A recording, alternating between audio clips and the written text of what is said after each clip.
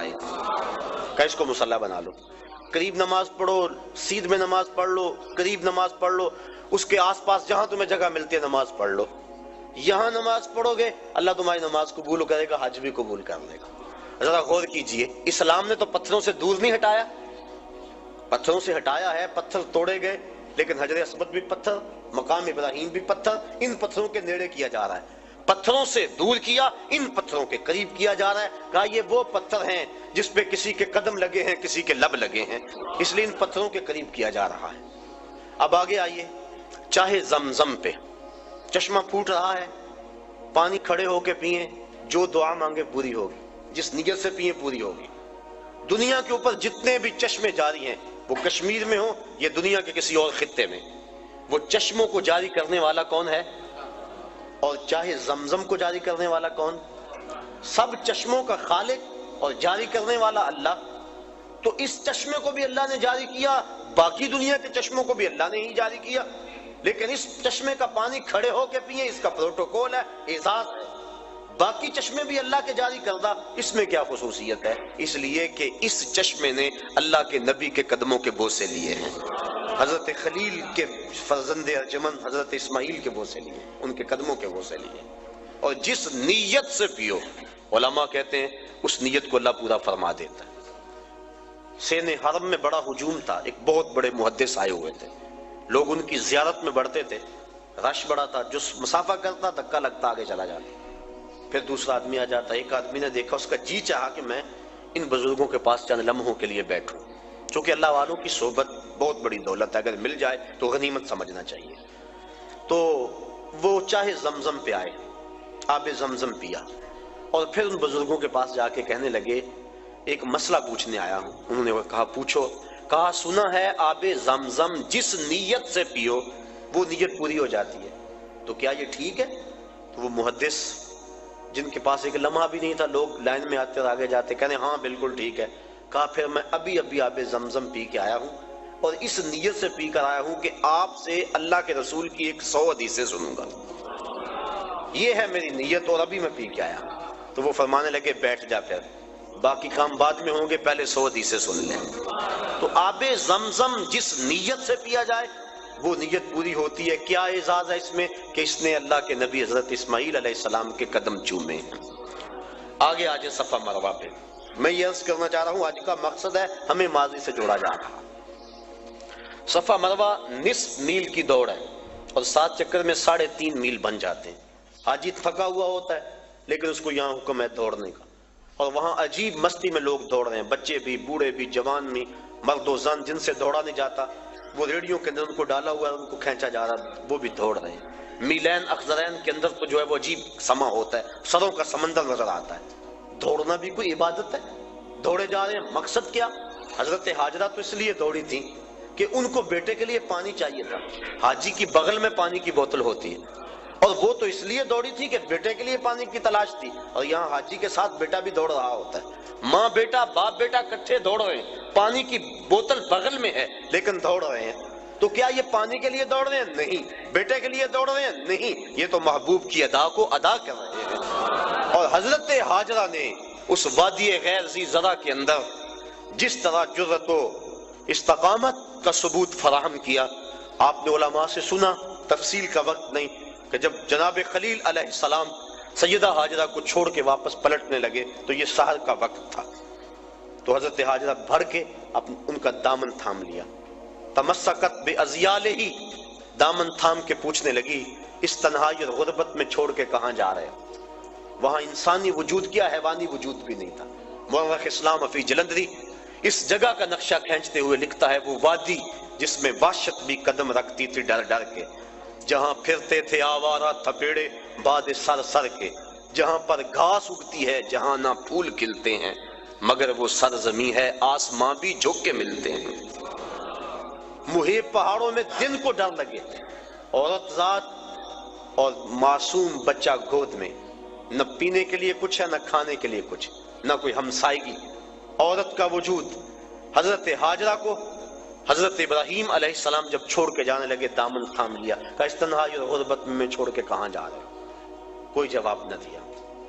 پھر قدم اٹھایا تو آگے بڑھی، پاک تینت خاتون نے پھر دامن پکڑا، کہا اس تنہائی میں چھوڑ کے ہمیں کہاں جا رہے ہو؟ لیکن جناب ابراہیم علیہ السلام کی آنکھوں میں آنسو تو ہیں لیکن جواب کوئی نہیں دیا۔ پھر قدم اٹھایا اور پھر دامن کو پکڑ کے کہا اس غربت و تنہائی میں چھوڑ کے ہمیں کہاں جا رہے ہو؟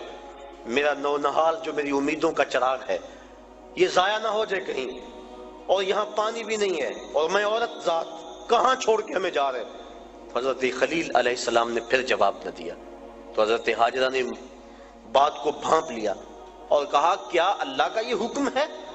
قال نعم، کہا ہاں، کہا پھر آپ جائیے، آپ خیر سے جائیے، اگر اس کا یہ حکم ہے تو وہ ہمیں ضائع نہیں ہونے دے گا۔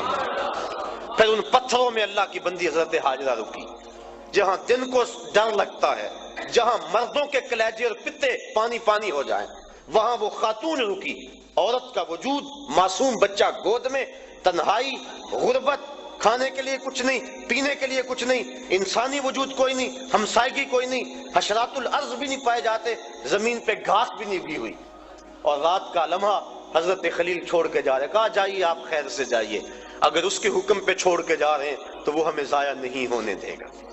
اللہ اکبر، اللہ کی بندی حضرت ہاجرہ سلام اللہ علیہا نے جرت اور عظیمت کی جو داستان رقم کی، اور پھر بیٹے کے لیے بے تابانہ دوڑ رہی ہیں، کبھی صفا پہ کبھی مروہ پہ، اللہ کے حکم کے لیے یہاں رکی، کہا میری بندی میرے حکم کے لیے تو نے حد کر دی۔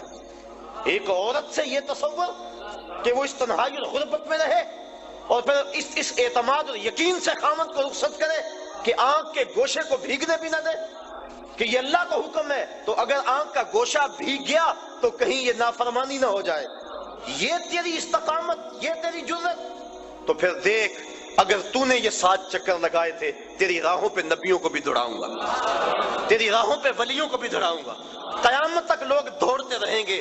وہ اعزاز اور وہ پروٹوکول دیا، نبی بھی دوڑ رہے ہیں، ولی بھی دوڑ رہے ہیں، غوث کتب ابدال بھی دوڑ رہے ہیں، ان راہوں پہ کیا کون کون نہیں دوڑا، خود امام الانبیاء ان راہوں پہ دوڑے ہیں۔ کہا دن کو جائیں دوڑ لگی ہوئی ہے، رات کو جائیں دوڑ لگی ہوئی ہے، پچھلے پہر جائیں دوڑ لگی ہوئی ہے، سروں کا سمندر ہے، برستی بارش میں دیکھیں دوڑ لگی ہے، کڑکتی دھوپ میں دیکھیں دوڑ لگی ہے۔ اب تو وہاں بڑا کچھ بن گیا، جب کچھ نہیں تھا پھر بھی دوڑ لگی تھی، کبھی وہ سائی موقوف نہیں ہوئی، لوگ دوڑے جا رہے ہیں دوڑے جا رہے ہیں، چاہیے کیا؟ کچھ بھی نہیں چاہیے، پانی چاہیے نہیں، بیٹا چاہیے نہیں، دوڑ لگی ہوئی ہے۔ کہا میری بندی تو نے حد کر دی، اب قیامت تک تیرے نام کے پھریرے لہراتے رہے۔ اللہ اکبر۔ اب یہ دیکھو، یہ بھی ماضی سے میں جوڑا جا رہا ہے، اب آگے بڑھ جائیں، جب سائی مکمل کر لیں تو قصر کرائیں یا حلق کروائیں، سر منڈوا دیں۔ یہ سر کیوں منڈوایا گیا؟ اس لیے کہ بال اتر جائیں، پھر غسل ہوگا، احرام اتر جائے گا تو انسان ہلکا پھلکا ہو جائے گا، تر و تازہ ہو جائے گا، بال اتر جائیں گے۔ یہ مقصد اگر ہوتا تو جس کے بال ہوتے اس کو تو حکم دیا جاتا، لیکن حکم ہے کہ ایک شخص پیدائشی طور پہ گنجا ہے، اس کے سر پہ ایک بال بھی نہیں ہے، اب اس کو حکم ہے کہ وہ خالی استرا لے اور اپنے سر پہ پھیرے۔ امراء الموسیٰ للکوسیٰ فی الحج، وہ لے استرا اور اپنے سر کے اوپر، جلد کے اوپر خالی پھیرے۔ کوئی اسے دیکھے یوں کرتا ہوا تو کہے گا کہ یہ اس کی عقل ٹھیک ہے، سر پہ تو بال بھی نہیں، استرا پھیر رہا ہے، بال ہوں تو استرا پھیرے، تو وہ اسے کہے گا میاں بالوں کو اتارنے کے لیے استرا کوئی نہیں پھیرتا، یہ تو محبوب کی ادا کو ادا کیا جا رہا ہے۔ اللہ اکبر۔ دیکھ لیں پورا حج، دیکھ لیں، رمی جمار دیکھ لیں، شیطان کو کنکر مارے جا رہے ہیں۔ حضرت ابراہیم، حضرت اسماعیل علیہ السلام کو تو نظر آیا تھا شیطان، حاجی کو نظر آتا ہے؟ اسلام تو ایک لمحہ بھی بے مقصد گزارنے سے روکتا ہے کہ ایک کام بھی بے مقصد نہ کرو۔ یہاں شیطان نظر بھی نہیں آ رہا اور پھر بھی کنکر پھینکے جا رہے ہیں۔ حضور کا نام آتا ہے نا لبوں پہ، ہم چوم کے آنکھوں سے لگا لیتے ہیں، بس طبیعتیں معترض ہیں۔ ہم کہتے ہیں یار مسند فردوس دہلمی کی روایت ہے، حضرت آدم علیہ السلام جب چلتے تھے پیچھے آواز آتی تھی، پوچھا مالک یہ کیا ماجرا ہے؟ کہا تیری پشت میں نور مصطفیٰ رکھا ہے، فرشتے اس کی زیارت کے لیے تیرے پیچھے چلتے ہیں۔ کہا مالک وہ نور تو میں بھی دیکھنا چاہوں گا۔ کہا پھر اپنے ناخنوں میں دیکھو، جب ناخنوں میں ظہور ہوا تو چوم کے آنکھوں سے لگا لیا۔ تو ہم بھی اس سنت کو ادا کرتے ہیں، کہتے ہیں یہ تو لکیر کی فقیری ہے، انہیں تو نظر آیا تھا، تمہیں نظر آتا ہے؟ ہم کہتے ہیں منا میں تمہیں نظر آتا ہے؟ تمہیں نظر نہیں آتا لکیر کے فقیر وہاں بنتے ہو کہ نہیں؟ تم اس لکیر کے فقیر ہو، ہم اس لکیر کے فقیر بھی ہیں اور اس لکیر کے فقیر بھی ہیں۔ نظر آئے نہ آئے لیکن چوم کے آنکھوں سے لگاتے ہیں کہ یار کی سنت کو تو ادا کروائیں۔ تو پورا حج دیکھ لیں، ہمیں ہمارے ماضی سے جوڑا جا رہا ہے۔ یہ حج کا ایک جو ہے وہ بنیادی مقصد تھا۔